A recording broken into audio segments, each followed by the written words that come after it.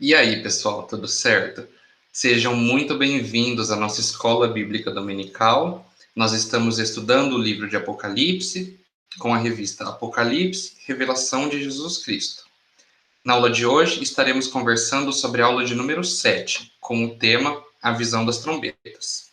E antes da gente iniciar o nosso estudo, vamos fazer uma oração e depois nós começamos, tá bom?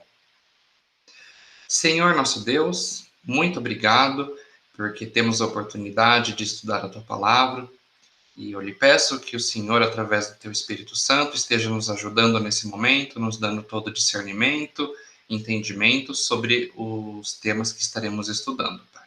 No nome de Cristo Jesus é o que eu lhe peço. Amém. Pessoal, a aula de hoje tem como texto áureo Apocalipse 10, versículo 8, que diz assim: Depois falou comigo mais uma vez a voz que eu tinha ouvido falar dos céus. Vá, pegue o livro aberto que está na mão do anjo que se encontra em pé sobre o mar e sobre a terra. E para a gente iniciar nossa aula, é só legal a gente lembrar que nós já começamos a estudar a visão de João. Então, há 2 aulas atrás, nós conversamos sobre a visão do trono no céu. Na aula passada, nós conversamos sobre a visão do livro e dos selos. E na aula de hoje, nós conversaremos sobre a visão das trombetas. E no decorrer da aula, nós conseguiremos entender que a incredulidade e a idolatria, elas são graves. Nós vamos poder observar também a justiça divina agindo em favor da igreja até a vitória e reinado eterno de Cristo com a igreja. A gente vai conseguir entender também que o toque das trombetas, elas trazem advertências de que o juízo de Deus está próximo. E também eles são símbolos da intervenção de Deus na história. E como que nós vamos estudar a aula de hoje? Da mesma forma que nós fizemos na aula passada. Nós vamos ler uma porção do livro de Apocalipse, e aí nós vamos fazer uma pausa, vamos conversar sobre alguns tópicos, alguns pontos que estão contidos naquele trecho, e aí nós vamos seguindo, tá bom? Então, na aula de hoje, nós iremos ler os capítulos 8, 9, 10 e 11 de Apocalipse. E aí, pausadamente, nós vamos lendo, conversando um pouco e dando sequência nesse estudo de Apocalipse, mais especificamente na visão de João, tá bom? Então, nós iniciamos já a leitura dos 5 primeiros versículos do capítulo 8 na aula passada, mas nós faremos a leitura deles novamente para a gente conseguir dar sequência, tá bom? Então, João continua descrevendo a sua visão. Quando ele abriu o 7º selo, houve silêncio nos céus cerca de meia hora. Viu 7 anjos que se acham em pé diante de Deus. A eles foram dadas 7 trombetas. Outro anjo, que trazia um incensário de ouro, aproximou-se e ficou em pé junto ao altar. A ele foi dado muito incenso para oferecer com as orações de todos os santos sobre o altar de ouro diante do trono. E da mão do anjo subiu diante de Deus a fumaça do incenso com as orações dos santos. Então o anjo pegou o incensário, encheu-o com o fogo do altar e lançou-o sobre a terra. E houve trovões, vozes, relâmpagos e um terremoto. Então, os 7 anjos, que tinham as 7 trombetas, prepararam-se para tocá-las. O primeiro anjo tocou a sua trombeta, e granizo e fogo misturado com sangue foram lançadas sobre a terra. Foi queimado 1/3 da terra, 1/3 das árvores e toda a relva verde. O segundo anjo tocou a sua trombeta, e algo como um grande monte em chamas foi lançado ao mar. 1/3 do mar transformou-se em sangue, morreu 1/3 das criaturas do mar, e foi destruído 1/3 das embarcações. O terceiro anjo tocou a sua trombeta, e caiu do céu uma grande estrela, queimando como tocha sobre 1/3 dos rios e das fontes de águas. O nome da estrela é Absinto. Tornou-se amargo 1/3 das águas, e muitos morreram pela ação das águas que se tornaram amargas. O quarto anjo tocou a sua trombeta, e foi ferido 1/3 do sol, 1/3 da lua e 1/3 das estrelas, de forma que 1/3 deles escureceu. 1/3 do dia ficou sem luz, e também 1/3 da noite. Enquanto eu olhava, ouvi uma águia que voava pelo meio do céu e dizia em alta voz: Ai, ai, ai dos que habitam na terra, por causa do toque das trombetas que está prestes a ser dado pelos 3 outros anjos. E aqui a gente faz a nossa primeira pausa. Pessoal, então aqui a gente vê João descrevendo na sua visão e as 4 primeiras trombetas sendo tocadas. Mas quando a gente pensa no significado das trombetas, nós vemos que as 7 trombetas elas são subdivisões do 7º selo. Além disso, as trombetas elas apresentam mensagens sobre a justiça divina e chama os povos ao arrependimento. Quando nós vemos as primeiras 4 trombetas sendo tocadas, nós vemos que elas apresentam desastres naturais, a destruição interferindo no meio ambiente. E nós lemos alguns exemplos disso. Então, a destruição de árvores, de ervas, a contaminação do mar, a morte dos animais marinhos, a contaminação de rios e fontes causando morte de pessoas, fenômenos cósmicos trazendo interferência na vida humana. Então, são trombetas que estão apresentando desastres naturais. Quando as 4 primeiras trombetas tocam, são mostrados desastres naturais. E João, nesse momento, ele descreve como é que Deus usa a sua força a partir dos elementos da natureza para trazer uma advertência aos homens sobre a proximidade do fim. A gente consegue ver a advertência de que o fim está próximo. Nesse trecho aqui dos versículos 10 e 11 do Apocalipse, do capítulo 8 de Apocalipse, nós vemos que o 3º anjo tocou a sua trombeta, caiu do céu uma grande estrela, queimando como tocha, sobre 1/3 dos rios e das fontes das águas. O nome da estrela é Absinto. Tornou-se amargo 1/3 das águas, e muitos morreram pela ação das águas que se tornaram amargas. Nós vemos aqui que com a 3ª trombeta, nós vemos a relação da estrela chamada Absinto. E Absinto, ela é uma planta amarga, que lá no Antigo Testamento, ela simbolizava o castigo de Deus sobre os pecadores. Certo? Então agora nós continuaremos lendo o capítulo 9 de João. Estaremos estudando então a questão das trombetas, sobre o 5º anjo e o 6º anjo tocando suas trombetas. Tá bom? Então João continua descrevendo a sua visão. O 5º anjo tocou a sua trombeta, e viu uma estrela que havia caído do céu sobre a terra. À estrela foi dada a chave do poço do abismo. Quando ela abriu o abismo, subiu dele fumaça como a de uma gigantesca fornalha. O sol e o céu escureceram com a fumaça que saía do abismo. Da fumaça saíram gafanhotos que vieram sobre a terra, e lhes foi dado poder como o dos escorpiões da terra. Eles receberam ordens para não causar dano nem à relva da terra, nem a qualquer planta ou árvore, mas apenas àqueles que não tinham o selo de Deus na testa. Não lhes foi dado poder para matá-los, mas sim para causar-lhes tormento durante 5 meses. A agonia que eles sofreram era como a da picada do escorpião.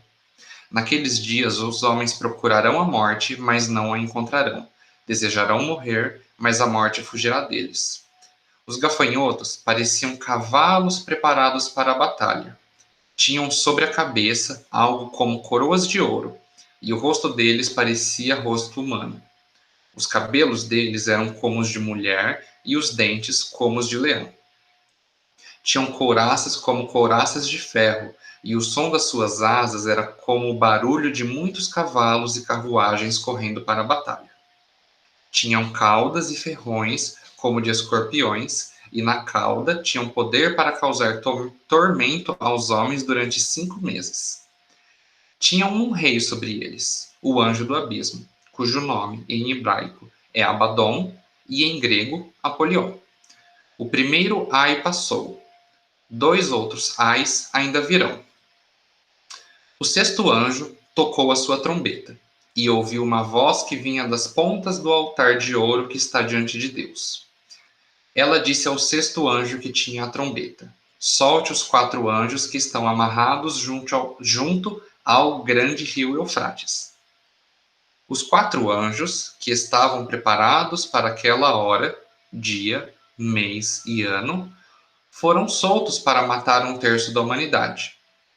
O número dos cavaleiros que compunham os exércitos era de 200 milhões. Eu ouvi o seu número. Os cavalos e os cavaleiros que vi em minha visão tinham este aspecto. As suas couraças eram vermelhas como fogo, azuis como o jacinto e amarelas como o enxofre. A cabeça dos cavalos parecia a cabeça de um leão, e da boca lançavam fogo, fumaça e enxofre.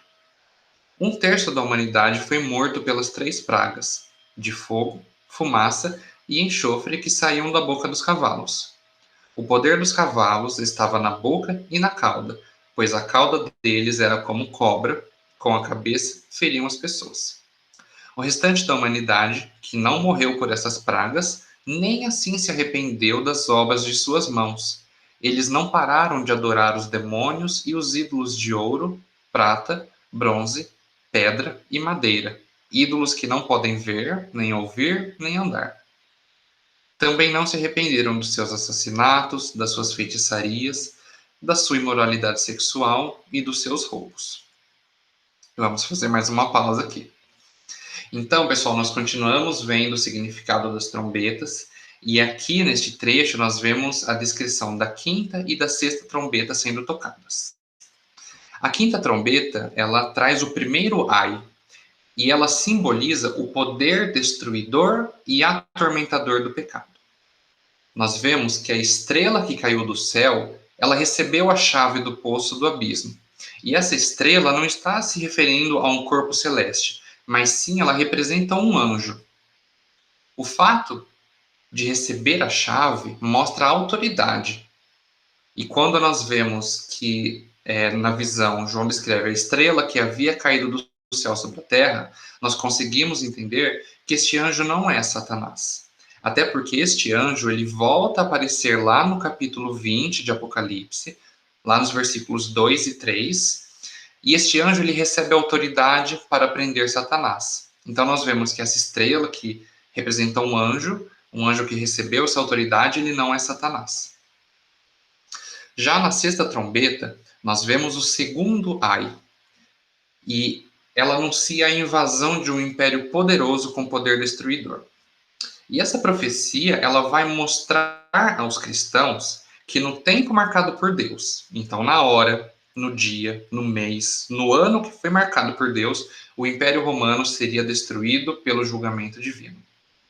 Mas antes disso, o Senhor ele estava dando a chance de arrependimento, mas apesar disso a profecia ela não seria aceita.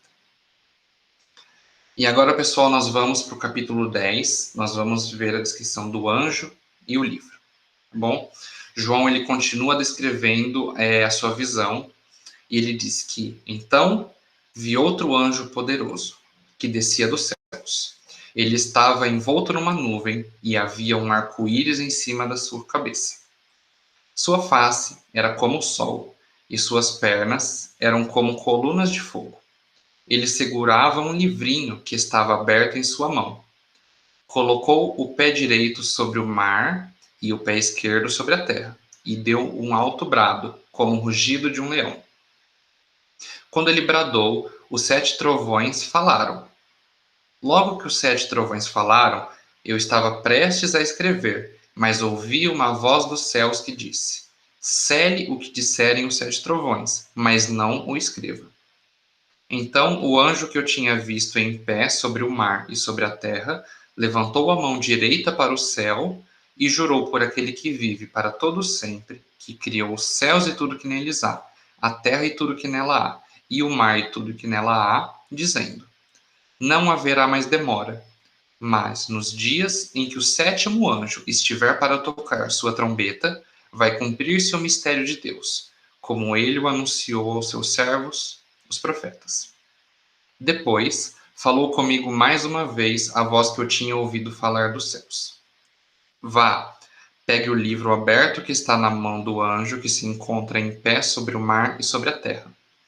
Assim, me aproximei do anjo e lhe pedi que me desse o livrinho. Ele me disse: Pegue-o e comam. Ele será amargo em seu estômago, mas em sua boca será doce como mel. Peguei o livrinho da mão do anjo e o comi. Ele me pareceu doce como mel em minha boca, mas ao comê-lo senti que o meu estômago ficou amargo. Então me foi dito: é preciso que você profetize de novo acerca de muitos povos, nações, línguas e reis. E aqui, pessoal, nós vemos o episódio do livro que é comido. João, ele come o livrinho. E aí ele vai descrever que ele era doce e amargo. Na sua boca ele era doce como mel, mas no seu estômago ele era amargo. O fato de comer o livro mostra a necessidade que o cristão tem de assimilar a palavra de Deus, de ter a palavra de Deus como parte em sua vida. E aí, nesse ponto, não é simplesmente ver o livro, é realmente comer. Ele precisa assimilar. A palavra de Deus ela precisa ser assimilada e precisa ser parte da vida de todo cristão. E quando nós vemos essa questão do doce e o amargo, a palavra sendo doce e amarga ao mesmo tempo, é porque ela produz prazer, mas ao mesmo tempo ela corrige os que andam fora dos mandamentos. A palavra ela é doce porque ela é origem divina para a salvação, mas ao mesmo tempo ela é amarga porque ela simboliza o julgamento divino da humanidade pela falta de arrependimento. E nós vemos também lá, já no final aqui do capítulo 10 que João ele é desafiado a profetizar e anunciar a mensagem.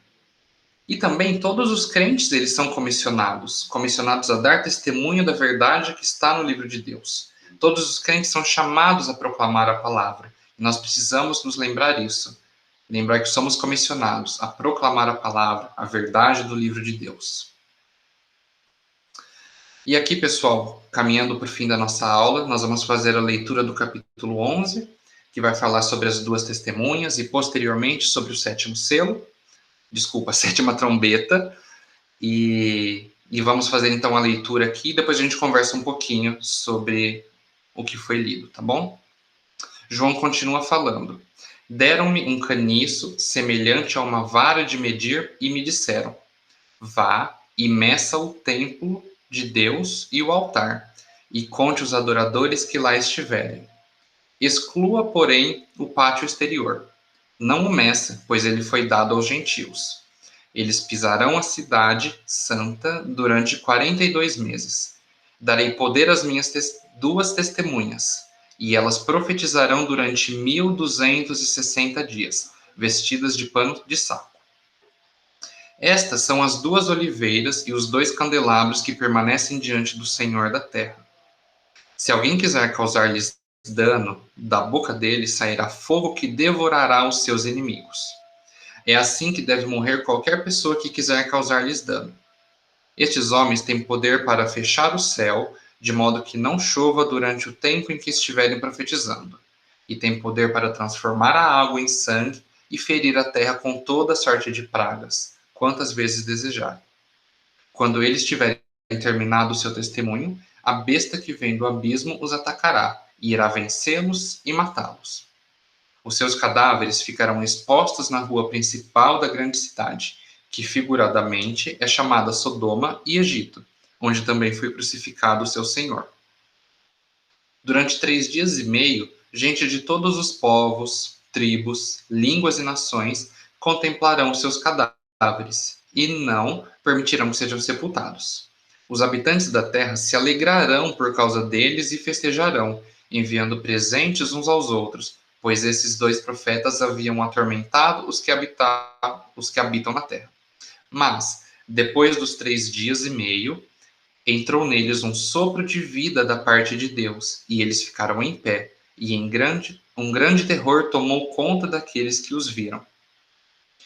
Então eles ouviram uma forte voz dos céus, que lhes disse: subam para cá. E eles subiram para os céus numa nuvem, enquanto seus inimigos olhavam. Naquela mesma hora, houve um forte terremoto, e 1/10 da cidade ruiu. 7.000 pessoas foram mortas no terremoto, e os sobreviventes ficaram aterrorizados e deram glória ao Deus dos céus. O segundo ai passou, o terceiro ai virá em breve. O sétimo anjo tocou a sua trombeta, e houve fortes vozes no céu, que diziam: O reino do mundo se tornou de nosso Senhor e do seu Cristo, e ele reinará para todo sempre. Os 24 anciãos que estavam assentados em seus tronos diante de Deus prostraram-se sobre seus rostos e adoraram a Deus, dizendo: Graças te damos, Senhor, Deus Todo-Poderoso, que és e que eras, porque assumiste o teu grande poder e começaste a reinar. As nações se iraram e chegou a tua ira. Chegou o tempo de julgares os mortos e de recompensares os teus servos, os profetas, os teus santos e os que temem o teu nome, tanto pequenos como grandes, e de destruir os que destroem a terra. Então foi aberto o santuário de Deus nos céus, e ali foi vista a arca da sua aliança. Houve relâmpagos, vozes, trovões, um terremoto e um grande temporal de granizo. Então, pessoal, vamos falar primeiramente sobre o significado das duas testemunhas. As duas testemunhas, nós vemos aqui que o povo de Deus ele tinha a missão de anunciar a mensagem de arrependimento. E nesse sentido, as duas testemunhas podem estar representando a totalidade do povo de Deus. Então, judeus e gentios, por isso duas testemunhas, mostrando realmente a totalidade do povo de Deus que tem a missão de testemunhar de Cristo. Nós vemos a questão do tempo de testemunho, que aqui é descrito como 1260 dias. Esse tempo de testemunho é o tempo para as testemunhas realizar a missão. E qual a ideia, qual o sentido desse 1260 dias? 42 meses, se nós multiplicarmos por 30 dias, considerando 30 dias por mês, nós temos 1260 dias. E nós vemos a descrição de o tempo de aflição como sendo 42 meses. É uma referência lá de Daniel, no capítulo 7, versículo 25. Quando nós vemos a questão de as duas testemunhas podendo representar a igreja, nós vemos que há perseguição do mundo durante todo o período da igreja. E aí, nesse sentido, os 1260 dias pode ser um símbolo de um período indefinido, um período de aflição e de sofrimento. E uma outra questão que a gente pode ver também sobre as duas testemunhas é a questão da morte e da vida. Então nós vemos que essas testemunhas elas são atacadas hostilmente, elas são perseguidas, mortas pela besta. Os seus corpos então eles são expostos lá na praça das cidades de Sodoma e Egito, essas cidades que estão simbolizando na Bíblia a imoralidade, a hostilidade de um povo contra Deus. Mas nós vemos que o Senhor ele reestabelece o ânimo da igreja. Então a gente vê a questão do sopro de vida que entrou neles e eles se levantaram. E aí, caminhando para o fim deste capítulo, nós vemos o significado da sétima trombeta. Nós vemos que com o toque da sétima trombeta, nós temos um aprontamento para o juízo final. Então é o fim das oportunidades de arrependimento. Quando o anjo toca a sétima trombeta, nós vemos a marca, que isso marca o fim dos tempos e o julgamento dos ímpios. E eu acho que o que é interessante a gente entender aqui, o próprio autor aqui da revista mostra que João, ele não nos apresenta uma cronologia dos acontecimentos. Ele está revelando que o fim chegará, precedido de sinais, advertências que vêm vindo ao longo da história. Vitórias parciais da igreja, então livramentos, mas culminando com a vitória final da igreja com a vinda de Jesus. Amém? Então, pessoal, a gente consegue tirar algumas aplicações para a igreja de hoje. Muitas pessoas elas não darão ouvidos ou então não vão dar crédito à pregação, à nossa pregação, à pregação da igreja. Muitas pessoas poderosas poderão até trazer perseguição, sofrimento para a igreja. Mas é importante nós entendermos que o Senhor dá forças, ele dá vigor para a igreja. Assim como ele sempre fez ao longo da história com a igreja, ele continua dando ânimo, forças, vigor para que a igreja continue em pé, continue testemunhando da sua fé. E se a gente parar para pensar na questão das duas testemunhas que nós conversamos agora há pouco, nós temos que entender também que nós, crentes, devemos nos empenhar pela causa do Evangelho. E aí, com isso, nós conseguimos concluir nossa aula. A gente consegue entender com a aula de hoje de que o juízo de Deus em favor dos homens, ele vem acompanhado da misericórdia de Deus. Deus, ele tem dado tempo para o arrependimento. Deus, ele dá oportunidades, ele vem dando oportunidades para que as pessoas se arrependam e creiam em Jesus. Além disso, Deus, ele vem trazendo advertências divinas. E ele quer que os crentes em Jesus, eles proclamem essas advertências. E como um lembrete, é legal nós sabermos, né? É importante nós sabermos que para nós, crentes, salvos, apesar de vivermos tempos de aflição, tempos de inquietação, nós, salvos, contamos com a segurança da proteção de Deus e temos a garantia da vitória final. Amém? Pessoal, então, com isso nós encerramos a aula de hoje, a aula de número 7 da revista Compromisso, publicado pela editora Convicção, da Convenção Batista Brasileira. Eu recomendo que você esteja adquirindo esse material para que você possa estar acompanhando por essa revista as nossas aulas. Eu espero que tenha ficado claro na aula de hoje, mas se ficou alguma dúvida, se ficou algum comentário que você queira fazer também, fique à vontade para deixar aqui seu comentário, a gente pode estar conversando melhor sobre o que foi discutido na aula de hoje, ou então sobre algum outro ponto também que você queira trazer, que você acha interessante, fique à vontade para colocar seu comentário aqui, tá bom? Espero que tenha sido claro, que você tenha aproveitado essa aula, onde nós passamos um tempo estudando juntos. Eu agradeço pela sua atenção, pela sua paciência, pela sua disposição. E é isso, pessoal. Deus abençoe, tenha uma ótima semana e até a próxima aula.